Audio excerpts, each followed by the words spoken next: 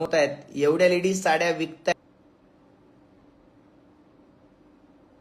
Mindset तर positive ठेवा every time. मला तर ही गोष्ट कळते, एवढ्या लोक यशस्वी होऊ शकतात तर तुम्ही पण होऊ शकता. सिंपल आहे, सिंपल आहे. एवढे लोक यशस्वी होऊ शकतात तर तुम्ही पण होऊ शकता. तुम्ही पण होऊ शकता.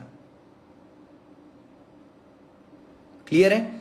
सो सगळ्यात पहिले आजपासून आज एक वाक्य सगळ्यांनी आपापल्या घरामध्ये मोठ्या अक्षरात लिहून ठेवा की मला कंपॅरिझन करायचं नाही. मला कंपॅरिझन प्रोडक्टचं करायचं नाही. मला कंपॅरिझन लीडर सोबत करायचं नाही. बरेच जण लीडर सोबत कंपॅरिझन करतात, हे किती भारी, माझं जे भारी आहेत ते कशामुळे भारी आहेत त्याच्यावर फोकस करा.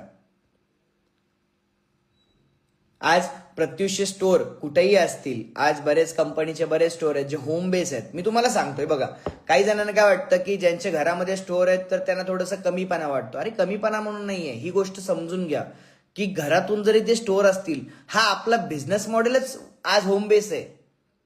ज्या महिलांना घरातून बाहेर जाऊन काही करता येत नाही, ज्या महिलांना काहीतरी स्वप्न आहेत, ज्या महिलांना लहान मुलं असल्यामुळे जाता येत नाही, ज्या महिलांच्या फॅमिली बॅकग्राऊंडमुळे बाहेर जाता येत नाही, ज्या महिलांकडे कॉलेज म्हणजे त्यांच्याकडे एज्युकेशन नॉलेज नाही म्हणून बाहेर जात नाही, या सगळ्यांसाठी तर हा प्लॅटफॉर्म बनवलाय. जेन्युअनली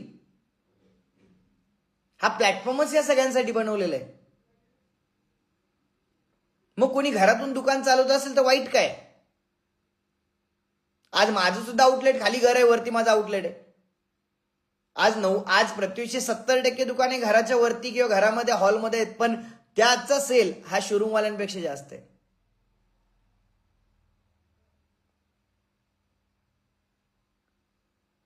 आता बरेच जणांचा अजून एक क्वेश्चन येतो की सर मी शॉर्ट एमएस घेतलंय किंवा जर ते